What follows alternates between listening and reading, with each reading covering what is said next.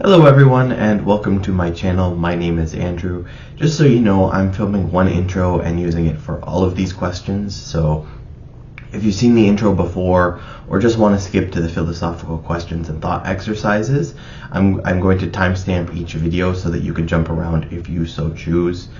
Those will be in the description, and that way you can save 2 minutes of your life for each of these videos you watch. And as always, I just want to say that I respect your beliefs when it comes to religion, and I believe you should be allowed to have those beliefs. I don't lose respect no matter what you believe. You can believe in one God, many gods, all the gods, or no gods, and my respect does not change for you. The only time I have a problem is if someone decides they should dictate how I should live my life because they are better than me, because they believe whatever it is they believe. And so I must believe it too. Now, I will say that I did mean it this way the whole time. However, I may not have articulated this properly. That can mean religious or non-religious people dictating what I have to believe because they believe it. And I have unfortunately experienced both from multiple people. And to those people, I would just say, respect others' beliefs as you wish yours be respected. That's really how we should just go about it. Now, I'm not trying to change your mind with any of these philosophical points and thought experiments. I am just putting them out there into the ether, and you may think about them or not. That's up to you. Totally up to you. I do think that it is always good to try and think about things from other perspectives. And, you know, who knows, maybe one, two, or all of these can help people do that if they're open to trying. And these are just things I've been randomly thinking about, some of them for months, some of them for years, some of them for decades. I'm aware some of these are going to be crazy, out there ideas that you're going to immediately, on principle alone, reject. Just wait about the one about heaven and hell. That being said, try to see these from both sides and see if you can make an argument for each. At the end of the day, they're just thought experiments. I'm not trying to trick you with anything or convince you of anything. The way I see it, these are just mental puzzles for our brains. If you choose not to participate in thinking about these, no problem. That's your choice. If you do, the worst you will have done is potentially challenge some of your preconceived notions, and more than likely not, concluded that you were probably right all along in the end. Either way, you exercise your mind, and I believe that is the one part of the body everyone should be exercising daily, and it is also the one part of the body that, unfortunately, a large portion of our population tends to neglect. And scenario number 5. Could hell be a better place to be sent to than heaven? Now, we gotta lay down some ground rules.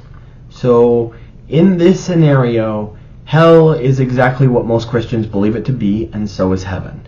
But I'm going to use 2 assumptions for this question. First of all, we can assume that for this question, God and heaven, the devil and hell exist. And secondly, I'm going to assume that anyone who is good can get into heaven, not just Christians. I'm going to assume that God isn't petty and stopping people from entering because they believe his name was something else or they didn't think he existed. Basically, good people go to heaven, bad people go to hell. I think that's just going to make this a little bit simpler for everyone. And now here's the challenge. Can you make any argument in which hell would be a better place to go than heaven? Now, just try this in your head. Pause this video for a while if you want and think about it. You can leave, you can come back. You don't even have to come back and hear my argument. Really, the point of these, as I've said before, is just to try and make you think, to exercise your brain in a way that you may not have exercised it before in thinking about these types of challenging scenarios. Really, if you're thinking about this, to me, that's the win. So if you want to end the video here, go right ahead. If not, you will hear my argument that I've come up with. And when/if you get feelings about this one, I don't need a bunch of Bible quotes in the comments. I am aware of how bad hell is. I know what the Bible says about it. Here I'm being the devil's advocate, yes, literally and both figuratively, and I think that's one of the only times where people have used both of those words correctly. Also, I normally don't ask this of my videos, but if you do watch my argument, please also check out my final thoughts section. It'll be in the timestamps where I explain what I actually believe.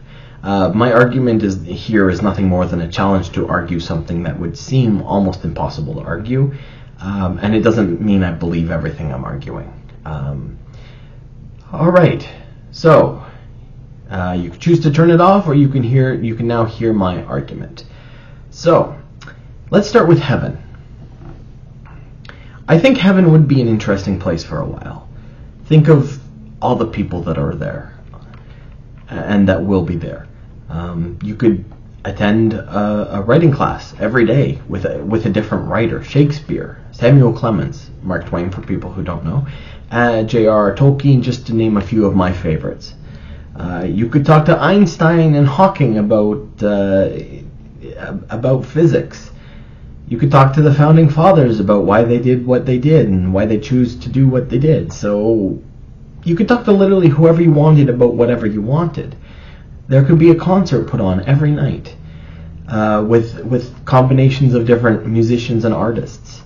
You could have a band formed with Beethoven on keyboard, Hendrix on guitar, Bonham on drums, and John Bonham on drums, and Elvis singing, or any other crazy combination you could think of. But here's the problem. That would be great and interesting for a while. But heaven is eternal, meaning it will last forever. Meaning that even if you do every combination of everything possible, let's say you talk to 10 people a day, you go to a writing class, and you attend a concert. Let's say that's your day, for example. Even if you did every combination ever, you would still have infinity to go after you've completed every one of those combinations. Even if you completed every one of those combinations trillions of times, you would still have infinity to go. At some point, boredom is going to kick in. I can just picture it. Someone comes up to you and says, "Hey, do you want to see the concert tonight? It's Bob Marley, Freddie Mercury, John Lennon, Tupac, and Whitney Houston." And you respond, "No, I've already seen that one 15,942,807 times. I think I'll skip this one." Now, I have bounced this theory off of some religious people, and their response is interesting, and they may raise a fair point. In fact, actually, they say, "Why do you assume you can feel boredom in heaven?" Well, that's fair enough. I don't know whether you can or can't feel boredom in heaven, but if you're going that far and saying why you assume you have one feeling in heaven, let's go farther. Let's say, why do you assume you have any emotion in heaven whatsoever? Are emotions human? When you die and your soul enters heaven, does the human part of you go away? If that's the case and feelings are human, then why would you have any feelings? But then again, if you don't feel anything like joy or happiness, why would you ever want to spend time in heaven? Why would you want to spend any time anywhere? I haven't hidden the fact on this channel that I have gone through some fairly severe mental health issues in the past, and for a while, it was probably about 8 years ago at this point. For a while at that point, I was feeling like way too much. I was feeling way too many and way too extreme emotions, and I wasn't able to deal with them at all. And I went a long period of time with extremely high levels of anxiety, extremely high levels of grief, abuse, and depression. And one day, after months, my brain just kind of snapped. And I woke up that day and I was completely emotionally numb. I felt nothing. I felt nothing about anything. Now I still had biological urges, so I would like go get up and use the washroom and whatnot. But I didn't. I literally just went back to bed and I couldn't do anything. I just lay in bed all day because that was literally all I could do. Emotions and feelings drive your choices, and so having none, you can't really make a choice about anything because you don't know how to feel about it. To me, no emotion sounds like it would be more like a hell, and that would not be heaven to me, personally, especially with what I've gone through. So that is why I think that heaven would not be a great place to go. It would get very boring. It really would. So let's go on to hell now. I will point out that the devil was thrown out of heaven after the war in heaven. So everything bad about him might just be a smear campaign. In Germany, if Germany had won World War II, do you think the Allies would be written as the good guys in the German history books we would all be learning from? No, because the victor writes the history. So the Bible was written by a people divinely inspired by God, the victor, meaning hell could be where the party is and we would have no idea. Now, I'm going to presume in my argument this is not the case, but I did want to mention that just because it is a possibility. But I am going to pretend hell is how most people see it, eternal suffering for evil people as punishment for their sins. Now, this is not actually what the Bible says about hell, but this is what most people see it as now, so I'm going with it. It makes my argument slightly easier than the alternative, which would be a bath in hellfire until you cease to be. Now, I'm not going to Google effective methods of torment. I don't want to go on any sort of watch list. But I think that you would be tormented in two main ways for your sins. One would be mental and one would be physical. So, for instance, mental would be like using your worst fears against you, and the physical would be immense pain and suffering. Now, what's interesting is that one way that psychologists help people face their fears is through what is called exposure therapy. And exposure therapy is exactly what you think it is. It exposes you to your fears so that you can eventually conquer them.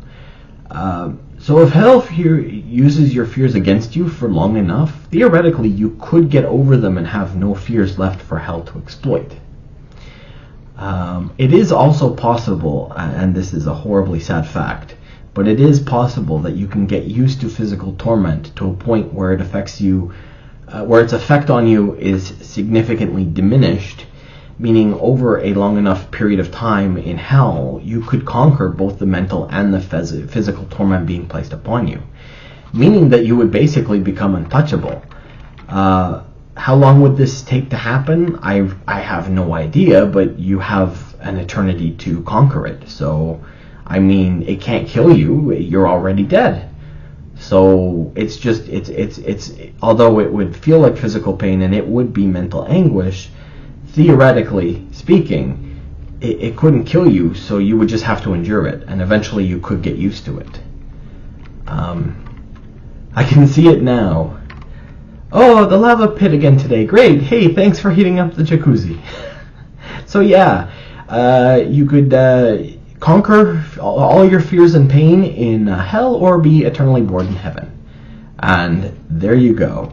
That's how you can argue that heaven would be a better place than hell.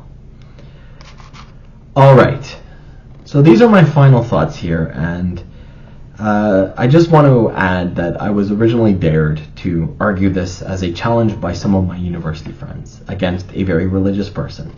Now, thankfully, the religious person I was arguing against was a very good sport, and he was well aware that though I didn't really believe what I was arguing. yes, my group of friends in university were all crazy and loved doing things like this to each other. We all challenged each other to argue like ridiculous and things that you would never think to argue. And it really opened up our minds in a way that has really helped me be able to think outside the box.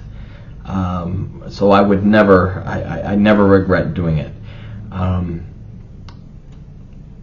It was always a fun challenge. It was never taken seriously. There were never any negative consequences, no matter what you argued, because we all knew it was just for fun.